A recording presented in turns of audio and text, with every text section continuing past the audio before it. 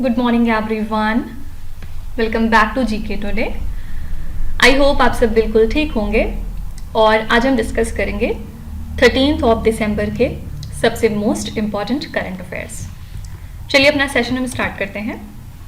The first question is United States signed the first ever defence cooperation agreement with which particular country. हाल ही में US ने पहली बार अपना डिफेंस कॉपरेशन एग्रीमेंट किस कंट्री के साथ साइन किया है?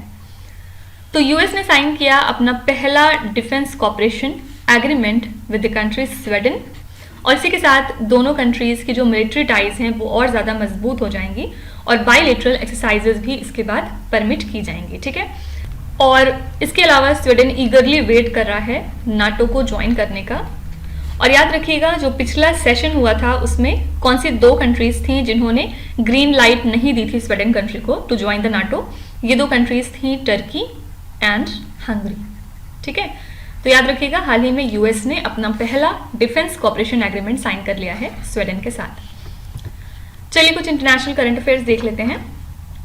Mount Marapi which was seen in the news is located in which country. Mount Marapi कौन सी कंट्री में लाई करता है? आंसर है इंडोनेशिया। और हाल ही में यहाँ पे एक इरप्शन हमें देखने को मिला है जिसकी वजह से बहुत सारे लोगों की डेथ हुई है। अच्छा, कल हमने इस क्वेश्चन को डिटेल में पढ़ा था जहाँ पे फिर हमने रिवीजन वाली स्लाइड में डिफरेंट माउंटेन्स या वॉल्केनोज देखे थे जो आजकल न्यूज़ में है। तो अगर कोई उनको रिवाइज करना चाहता है तो वो कल का लेक्चर रेफर कर सकता है। Central Board of Indirect Taxes and Customs launched electronic origin data exchange system between India and which other country? CBIC ने लॉन्च किया electronic origin data exchange system between India and Korea. TDK Corporation which announced to make iPhone lithium ion battery cells in India is from which country? तो TDK corporation जो है ये बनाएगी lithium ion battery cells को India के अंदर, और कौन सी कंट्री को ये बिलोंग करती है? Answer is Japan. Which European country approved a bill to ban disposable electronic cigarette? हाल ही में फ्रांस कंट्री ने डिसाइड किया है कि वो अब बैन कर देंगे डिस्पोजेबल इलेक्ट्रॉनिक सिगरेट्स को। Which country has framed one province, one policy plan to handle the financial risk? Financial risk को हैंडल करने के लिए चाइना ने हाल ही में अपनी वन प्रोविंस वन पॉलिसी को फ्रेम कर लिया या क्रिएट कर लिया है। ठीक है, नेक्स्ट है विच British Indian is the new head of the British Broadcasting corporation. कौन से ब्रिटिश इंडियन हैं जिनको नियुक्त किया गया है as the new head of British Broadcasting Corporation? ये क्वेश्चन क्यों इंपॉर्टेंट है? क्योंकि ये जो नए पर्सन अपॉइंट हुए हैं ये ब्रिटिश इंडियन हैं, इनका ओरिजिन इंडिया से है, इसलिए ये क्वेश्चन एग्जाम में पूछा जा सकता है। यहाँ पे आंसर है option number A, that is Sameer Shah. ये एक ब्रिटिश इंडियन है, इनको यूके गवर्नमेंट ने पिक किया है और अब ये लीड करेंगे ब्रिटिश ब्रॉडकास्टिंग कॉर्पोरेशन को उसकी नेक्स्ट ईयर में। ठीक है, तो समीर शाह का टोटल 40 साल का एक्सपीरियंस है in TV production and journalism, और इनको ऑनर किया गया है with the CBE, that is commander of the most excellent order of the British Empire by Queen Elizabeth II। कब किया था? 2019 में, इनकी सर्विसेज के लिए जो इन्होंने टेलीविजन और हेरिटेज की फील्ड में दिया है। ठीक है, तो हाल ही में कौन नियुक्त हुए हैं as the new head of British Broadcasting Corporation? Your answer would be Sameer Shah. चलिए रिसेंट अपॉइंटमेंट्स हम रिवाइज कर लेते हैं। फर्स्ट क्वेश्चन है which cricketer has been appointed as the youth voter awareness ambassador for Jammu and Kashmir? Jammu and Kashmir के लिए youth voter awareness ambassador कौन नियुक्त हुए हैं? ये है very famous Suresh Raina. Okay, who has been appointed as the head coach of Indian cricket team by the BCCI, that is Board of Control for Cricket in India? BCCI ने किसको नियुक्त किया है head coach of Indian cricket team? ये है Rahul Dravid. Okay, next है who was appointed as the director of the Special Protection Group? Special protection group ने appoint किया है मिस्टर आलोक शर्मा को as its new director. Ashok Vaswani was appointed as the new managing director and CEO of which bank? ये कुछ दिनों पहले appoint हुए थे as the new MD and CEO of Kotak Mahindra bank. KN Shanth Kumar has been appointed as the chairperson of which institution? KN Shanth Kumar बन चुके हैं नए chairperson press trust of India के। ओके, तो ये कुछ रिसेंट अपॉइंटमेंट्स हैं जिनको आपको ध्यान में रखना होगा। नेक्स्ट पे चलेंगे। Ravi Bishnoi who was seen in the news recently plays which sport? Ravi Bishnoi जो आजकल चर्चे में है, ये किस स्पोर्ट से रिलेटेड हैं? तो यहाँ पे आंसर है option number A, that is cricket. और किस लिए चर्चे में है ये बात कर लेते हैं, क्योंकि हाल ही में ये टॉप स्पॉट अचीव कर चुके हैं in the ICC T20I bowling chart, और इन्होंने player of the series winning performance का खिताब जीता था अगेंस्ट द कंट्री ऑस्ट्रेलिया। ठीक है, तो इन्होंने टोटल 5 गेम्स में 9 विकेट्स लिए थे, इसलिए इनका अचीवमेंट काफ़ी इंपॉर्टेंट है। सिंपली याद रखना है आपको कि रवि बिश्नोई कौन सा खेल खेलते हैं, आंसर इज क्रिकेट। ओके, चलिए कुछ इंपॉर्टेंट विनर्स देख लेते हैं या फिर स्पोर्ट रिलेटेड करंट अफेयर्स देख लेते हैं। Which country has won the ODI Cricket World Cup title for the most time as of 2023? जैसा कि हम जानते हैं इस साल का जो ODI cricket world cup title था वो किसके नाम गया, ऑस्ट्रेलिया के। और इसी के साथ ऑस्ट्रेलिया ने मोस्ट नंबर ऑफ टाइटल्स जीते हैं ODI क्रिकेट वर्ल्ड कप में, टोटल 5 टाइटल्स इनके नाम है अब तक। और किसको हरा के जीता था, सब जानते हैं, इंडिया को, और बहुत ही थ्रिलिंग मैच रहा था ये। इसके अलावा सेकंड नंबर पे इसमें 2 कंट्रीज एक साथ आती हैं, India along with West Indies. ठीक है, इन दोनों ही कंट्रीज ने 2 बार वर्ल्ड कप का टाइटल जीता है। Which writer won the JCB prize for literature for his novel Fire Bird? अपनी नॉवेल फायर बर्ड के लिए कौन से राइटर हैं जिनको JCB प्राइज दिया गया फॉर लिटरेचर? तो ये वेरी फेमस पेरुमल मुरुगन है। ठीक है, which cricket team won the Syed Mushtaq Ali T20 trophy? ये ट्रॉफी जीती है पंजाब ने। और अगर आपसे रनर अप पूछा जाए कि किसको हरा के जीती है, तो answer is Baroda. Which chess player won the FIDE Grand Swiss Open title? इसके विनर रहे Vidit Gujrathi. Okay, which country won the women's Asian champions hockey trophy in 2023? ये ट्रॉफी जीती इंडिया ने। अगर आपसे रनर अप पूछा जाए किसको हरा के जीती है, तो आंसर इज जापान।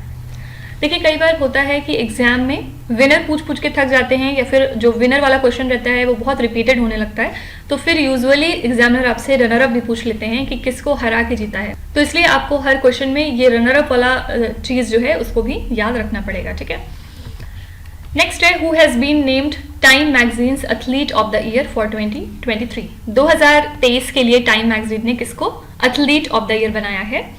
तो यहाँ पे आंसर है B option, that is Lionel Messi. और याद रखिएगा, इन्होंने 8वीं बार जीत लिया है 2023 का बैलन डॉर अवार्ड। ठीक है, इसी के साथ जो इनका स्टेटस है, जाहिर सी बात है फुटबॉल की फील्ड में वो काफ़ी ऊपर हो जाता है। और जैसा कि हम जानते हैं, लियोनेल मेसी ने अर्जेंटीना को विक्ट्री दिलाई थी in the world cup campaign, जहाँ पे इन्होंने हराया था किसको, फ्रांस कंट्री को फाइनल्स में। और इनको इसके बाद टूर्नामेंट का बेस्ट प्लेयर का अवार्ड दिया गया, और इसी के साथ ये सेकंड हाईएस्ट गोल स्कोरर रहे थे। ठीक है, तो टाइम मैगजीन ने एथलीट ऑफ द ईयर किसको बनाया है 2023 के लिए? Answer is Lionel Messi. और ये क्वेश्चन 5 स्टार है, इसको जरूर याद रखिएगा। चलिए कुछ अवार्ड्स एंड ऑनर्स रिवाइज कर लेते हैं हम। Indian activist Safeena Husain, who has been awarded the prestigious $5 lakh wise prize recently, has been awarded for her work related to. अब सिंपली पहला क्वेश्चन आपसे ये बन जाएगा कि हाल ही में किसने वाइस प्राइज जीता है, तो your answer would be Indian activist Safeena Husain. ठीक है, क्यों दिया गया इनको ये award? Because of her work in the field of girls education, girls education के लिए काफ़ी काम करती हैं। Which film receive the special jury और silver peacock award at the 54th international film festival of India? जो 54th एडिशन है international film festival of India का, उसमें कौन सी मूवी है जिसको कि स्पेशल ज्यूरी या फिर सिल्वर पीकॉक अवार्ड दिया गया? इस मूवी का नाम है Kantara. Okay, which public sector enterprise was awarded the best employer for policies in diversity and inclusion award by ASSOCHAM? ये जो पब्लिक सेक्टर एंटरप्राइज है, इसको अवार्ड मिला है best employer for policies in diversity and inclusion award by ASSOCHAM. और कौन सी enterprise है ये? Answer is REC limited. Who has been awarded the Pakistan's highest civilian award, the निशाने पाकिस्तान in 2023? सबसे पहला क्वेश्चन यहाँ पे ये फॉर्म हो सकता है कि पाकिस्तान के हाईएस्ट सिविलियन अवार्ड का नाम क्या है? आंसर वुड बी निशाने पाकिस्तान। और किसको दिया गया इस साल?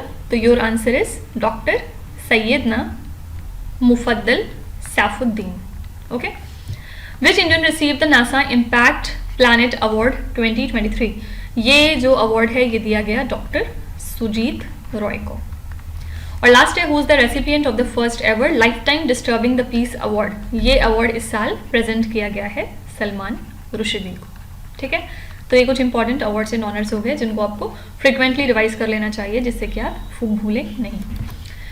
विच union ministry launch the interest equalisation scheme on rupee export credit? कौन सी मिनिस्ट्री है जिसने लॉन्च किया इंटरेस्ट इक्वलाइजेशन स्कीम? किसके ऊपर? रूपी एक्सपोर्ट क्रेडिट के ऊपर। तो यूनियन कैबिनेट ने हाल ही में अप्रूव कर दी है एडिशनल 2500 करोड़ रुपए for the continuation of interest equalisation scheme on rupee export credit until 30th of June 2024। ठीक है, इस मूव से होगा क्या, जो एक्सपोर्टर्स हैं हमारे उनको हेल्प मिलेगी from identified sectors and all MSME manufacturer exporters कि वो अवेल कर सकें प्री एंड पोस्ट शिपमेंट रूपी export credit at competitive rates. और इस पर्पस के लिए एडिशनल आउटले 2500 करोड़ रुपए का तैयार किया गया है और करंट आउटले कितना था? 9,538 crore rupees under the scheme. और अब ये अवेलेबल किया जाएगा जिससे कि जो फंडिंग गैप हो रहा था वो ब्रिज हो सके और इस स्कीम को हम कंटिन्यू कर सकें अप टू जून 2024। और ये जो स्टेटमेंट है ये जारी किया हमारी ministry of commerce and industry ने। ठीक है, तो answer is A option, ministry of commerce and industry. चलिए कुछ स्कीम्स देख लेते हैं जो आजकल न्यूज़ में है। Which state is associated with Ungalai Thedi Ungal Ooril scheme? ये स्कीम है तमिलनाडु की। Shakti scheme, which aims to provide free bus travel to women, is implemented in which Indian state? शक्ति स्कीम के अंतर्गत फ्री बस ट्रेवल प्रोवाइड किया जाएगा वुमेन को और ये जो स्कीम है ये इम्प्लीमेंट करती है Karnataka state. Which Indian state or the union territory launched Orunodoi 2.0 a poverty alleviation scheme? ये एक poverty alleviation स्कीम है और कौन से स्टेट की है? Answer is Assam. Which union ministry is associated with the Gobardhan scheme? Gobardhan scheme related है ministry of Jal Shakti के साथ। Which state approved LACMI scheme? जहां पे लैक्मी का फुल फॉर्म है location accessible multi modal initiative scheme. ये स्कीम कुछ दिनों पहले लॉन्च करी थी उड़ीसा ने। ठीक है, और यहाँ पे कई बार आपसे किसी भी एक लेटर का एब्रिविएशन पूछा जा सकता है, तो इसलिए इनका जो मतलब है या फुल फॉर्म है वो जरूर याद रखिएगा। Which state implements the Kalaignar Magalir Urimai हो गई वुमेन्स बेसिक इनकम स्कीम? ये स्कीम लॉन्च की थी तमिलनाडु स्टेट ने। Defence ministry signed a contract with which company for acquisition of digital coast guard project? Defence ministry ने हाल ही में एक कॉन्ट्रैक्ट साइन किया किस कंपनी के साथ, जिसके बाद डिजिटल कोस्ट गार्ड प्रोजेक्ट को ये एक्वायर कर लेंगे? तो मिनिस्ट्री ऑफ डिफेंस ने साइन किया है ये कॉन्ट्रैक्ट जिसकी लागत है 588.68 करोड़ रुपीस। और किसके साथ साइन किया? तो answer is TCIL। Full form क्या होता है? Telecommunication consultant India limited, जिसके बाद ये एक्वायर करेंगे डिजिटल कोस्ट गार्ड प्रोजेक्ट को under the buy Indian category. ठीक है, तो ये जो प्रोजेक्ट है इसकी हेल्प से स्टैब्लिश किया जाएगा Tier 3 स्टैंडर्ड डेटा सेंटर जो कि आर्म्ड होगा with the latest technological capabilities और ये इनेबल करेगा centralised monitoring and management of applications को जो कि डिप्लॉय होते हैं by the Indian coast guard, जिसमें कि विजिलेंट ओवरसाइट प्रोवाइड की जाएगी क्रिटिकल IT सेट्स की इंडियन कोस्ट गार्ड के। ठीक है, तो यहाँ पे आपका आंसर है TCIL। Full form is telecommunication consultant India limited. चलिए कुछ कंपनीज हम देख लेते हैं जो आजकल न्यूज में है। Which company is associated with the Accelerating India's Potential to Address the Global XR Opportunity Report? ये रिपोर्ट किस कंपनी ने जारी करी है कुछ दिनों पहले? Your answer would be Meta. Which technology company introduced a new artificial intelligence model named as Gemini? Gemini किस कंपनी का मॉडल है या AI मॉडल है? Your answer is Google. Which is the first company to launch an in-house LNG engine compliant with the BS6 Stage 2 emission standard? पहली company कौन सी है जिसने कि लॉन्च किया एक इन हाउस LNG इंजन जो कि कंप्लायंट रहने वाला है with the BS6 Stage 2 emission standard? ये कंपनी है Ashok Leyland. Okay, which is the first life insurance company to receive a gift city IFSC registration? ये है इंडिया फर्स्ट। ये पहली लाइफ इंश्योरेंस कंपनी है जिसने कि रिसीव कर लिया है गिफ्ट सिटी का IFSC registration. iPhone maker Wistron approved the sale of its India unit to which Indian company? Wistron जो है वो अपने इंडिया के यूनिट को सेल कर रहे हैं किसको? टाटा इलेक्ट्रॉनिक्स को। National skill development corporation partnered with which company to launch super power retailer programme under skill India mission? NSDC ने पार्टनरशिप कर ली है कोका कोला के साथ, किस लिए? ताकि ये मिलकर लॉन्च कर सकें सुपर पावर रिटेलर प्रोग्राम को under skill India mission. Fine, next है Anumula Revanth has been sworn in as the chief minister of which Indian state? हाल ही में कौन से स्टेट के नए चीफ मिनिस्टर नियुक्त हुए हैं? और ये क्वेश्चन एक्सट्रीमली इंपॉर्टेंट है। तो इंडियन नेशनल कांग्रेस के अनुमुला रेवंत हाल ही में बन चुके हैं चीफ मिनिस्टर तेलंगाना स्टेट के। और इसी के साथ हमारे डेप्यूटी चीफ मिनिस्टर कौन नियुक्त हुए हैं, इनका नाम भी जरूर याद रखिएगा। Answer is Bhatti Vikramarka Mallu. ये डेप्यूटी चीफ मिनिस्टर हैं तेलंगाना स्टेट के। तेलंगाना की बात करेंगे तो इसको आंध्र प्रदेश से निकाल के फॉर्म किया गया था। कब? 2014 में। ठीक है, तो नए चीफ मिनिस्टर कौन बन चुके हैं तेलंगाना के? Answer is Anumula Revanth. और नए डेप्यूटी चीफ मिनिस्टर कौन है? Answer is Bhatti Vikramarka Mallu. Okay, चलिए स्टेट करंट अफेयर्स पे चलते हैं। Garba which was included in the list of intangible cultural heritage by UNESCO is from which Indian state? Garba जिसको कि इंक्लूड कर लिया है यूनेस्को ने अपनी list of intangible cultural heritage में, ये कौन से स्टेट का डांस है? Answer is Gujarat. The central government has approved the first urban flood mitigation project for which state और द यूनियन टेरिटरी? तो सेंट्रल गवर्नमेंट ने अप्रूव कर दिया पहला urban flood mitigation project Tamil Nadu state के लिए। अच्छा, यहाँ पे ये जो गरबा डांस है, इसके अलावा कल हमने और भी कुछ ट्रेडिशनल डांसेस देखे थे जो कि एग्जाम में फ्रिक्वेंटली पूछे जाते हैं। तो कोई अगर उनको रिवाइज करना चाहता है तो वो कल का लेक्चर प्लीज रेफर करें। Subansiri lower hydroelectric project which is the biggest hydroelectric project undertaken in India so far lies in which Indian state? Subansiri lower hydroelectric project India का अब तक का सबसे बड़ा हाइड्रोइलेक्ट्रिक पावर प्रोजेक्ट है। और कौन से स्टेट में इसको लाई किया जा रहा है? आंसर है Arunachal Pradesh. Nauradehi sanctuary and the Durgavati sanctuary are located in which Indian state और द यूनियन टेरिटरी? ये दोनों की दोनों सैंक्चुरीज आपको मिल जाएंगी मध्य प्रदेश में। Kambala race is a traditional event held in which Indian state? ये रेस कहाँ पे होती है? आंसर है कर्नाटका। ठीक है। The famous Kesavananda Bharati judgement was delivered in which year? ये जो केशवानंदा भारती जजमेंट है, इसको पॉलिटिक्स में बहुत बार पढ़ेंगे। ये कौन से ईयर में डिलीवर किया गया था? तो यहाँ पे आंसर है 1973। एक्चुअली एक वीडियो प्रोड्यूस किया है सुप्रीम कोर्ट ने डिफरेंट 10 इंडियन लैंग्वेजेस में, जिसमें कि हिस्ट्री दी हुई है केशवानंदा भारती जजमेंट की। और इसके लिए सुप्रीम कोर्ट ने बेंच बैठाई थी टोटल 13 जजेस की, जो कि लार्जेस्ट बेंच रही कंट्री की हिस्ट्री में अब तक की। और इसमें इन्होंने प्रोपाउंड की थी बेसिक स्ट्रक्चर डॉक्ट्रिन को। और जजेस ने 7:6 की मेजोरिटी के साथ डिक्लेयर किया था कि पार्लियामेंट किसी भी तरह का फंडामेंटल फीचर अमेंड या एब्रोगेट नहीं कर सकता कॉन्स्टिट्यूशन के, या उसकी जो सोल है उसके साथ छेड़छाड़ नहीं कर सकता, including the rule of law and independence of the judiciary. ठीक है, तो केशवानंदा भारती जजमेंट कब डिलीवर हुआ था? Answer is 1973। आजकल क्यों चर्चे में है? क्योंकि इस वीडियो को रिलीज किया सुप्रीम कोर्ट ने, जिसमें कि हिस्ट्री दी हुई है इस पूरे जजमेंट की, और इसको टोटल 10 डिफरेंट इंडियन लैंग्वेजेस में सुप्रीम कोर्ट ने जारी किया है। ठीक है, चलिए कुछ कोर्ट करंट अफेयर्स देख लेते हैं। Which High Court said that the right to speedy justice is a fundamental right? कौन सा हाई कोर्ट ने ये बोला था कि स्पीडी जस्टिस हर एक को मिलना हमारा फंडामेंटल राइट है? तो ये दिया था मध्य प्रदेश की हाई कोर्ट में। ठीक है। Who is the first woman judge of the Supreme Court? पहली वुमेन जज सुप्रीम कोर्ट की कौन थी? जस्टिस फातिमा बीवी। और किस वजह से न्यूज में कि हाल ही में इनका निधन हो चुका है। Which High Court created a record in disposal of the cases with the highest ever case clearance rate of 114% in 2022? 2022 में मद्रास हाई कोर्ट ने आउटस्टैंडिंग परफॉर्मेंस दी है। इनका जो केस क्लियरेंस रेट था वो था 114%, मतलब इन्होंने सबसे ज्यादा नंबर ऑफ केसेस को डिस्पोज किया या क्लोज किया। ठीक है। Which country Supreme Court has decriminalized abortion across the country? हाल ही में मैक्सिको की सुप्रीम कोर्ट ने डिक्रिमिनलाइज कर दिया है एबॉर्शन को कंट्री के अंदर हर लेवल पे। ठीक है। High courts of Allahabad and Delhi affirmed that the right to change one's name is a fundamental right under which article? High courts of Allahabad and Delhi ने ये कंफर्म किया है कि कोई भी इंसान अपना नाम बदल सकता है और ये एक इंसान का फंडामेंटल राइट होता है under article number 21। Fundamental rights की यहाँ पे थोड़ी बात कर लेते हैं।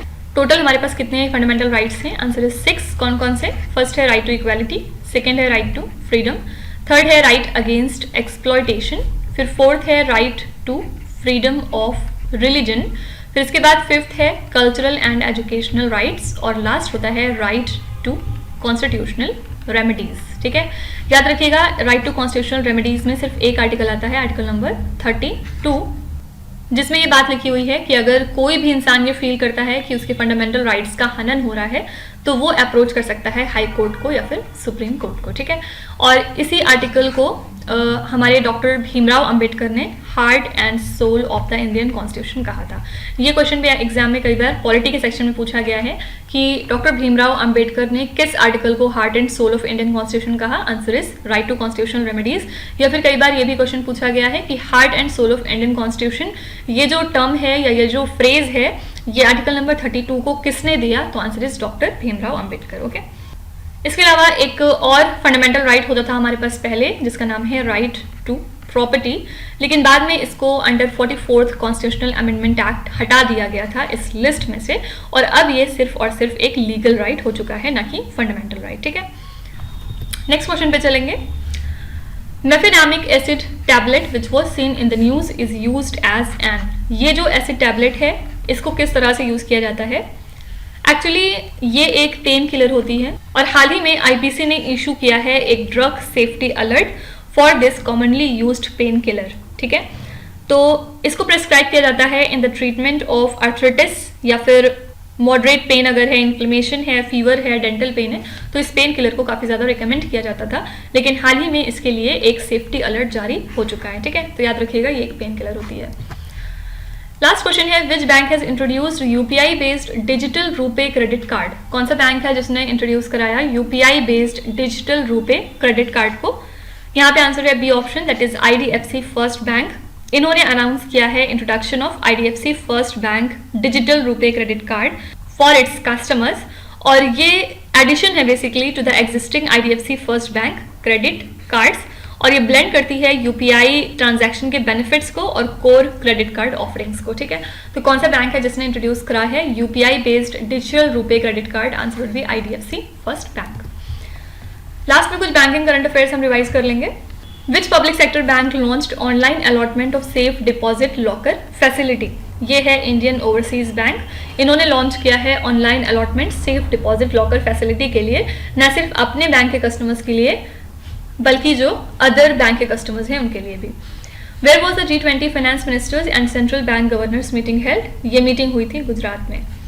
Michel Bullock has been appointed as the first female head of which country's central bank? Michelle Bullock बन चुकी हैं पहली फीमेल हेड ऑस्ट्रेलिया के सेंट्रल बैंक की। Which country's central bank governor has been honoured with the governor of the year award? इस साल का governor of the year award दिया गया हमारे आरबीआई के गवर्नर शक्तिकांत दास जी को। ठीक है, answer is India. RBI has recently sanctioned the merger of which cooperative banks? तो आरबीआई ने कुछ दिनों पहले अप्रूव किया था कि कॉस्मोस कोऑपरेटिव बैंक और मराठा कोऑपरेटिव बैंक को मर्ज कर दिया जाए। ठीक है, तो answer is Cosmos cooperative bank and Maratha cooperative bank. तो इसी के साथ हमने आज के सभी इंपॉर्टेंट करंट अफेयर्स को कवर कर लिया।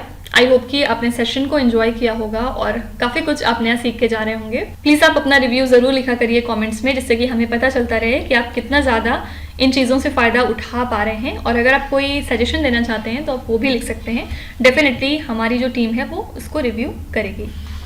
चलिए अब आपके क्विज पे चलते हैं, जहाँ पे स्क्रीन पे आपको 5 क्वेश्चंस दिखाई दे रहे होंगे। ये क्वेश्चंस ऑलरेडी हम पीछे कहीं ना कहीं डिस्कस कर चुके हैं, तो अब यहाँ पे आपकी टर्न है इनका आंसर बताने की। वीडियो को पॉज करिए, हर क्वेश्चन को ध्यान से पढ़िए, और इसमें से आपको जितने भी आते हैं आप उनका जवाब कॉमेंट्स में मेंशन कर सकते हैं, और जो नहीं आते उसके लिए बिल्कुल भी परेशान होने की ज़रूरत नहीं है। विथ टाइम डेफिनेटली आपका स्कोर इम्प्रूव करेगा, बस आपको कंसिस्टेंट और परसिस्टेंट रहने की ज़रूरत है। So that's it for today. I hope you have like this session. आज का सेशन आपको कैसा लगा आप ज़रूर बताइएगा कमेंट्स में। साथ ही साथ आपका कोई भी रिव्यू है, फीडबैक है या फिर सजेशन है तो वो भी आप हमें बता सकते हैं। हमें जानकर खुशी होगी और हम पूरी कोशिश करेंगे उसको इम्प्लीमेंट करने की। तो कल फिर हम मिलेंगे सेम टाइम सेम जगह कल के करंट अफेयर्स के साथ। Till then stay tuned. Thank you so much for watching, and please do not forget to subscribe to GK Today. With this, Meenuz Hudson signing off.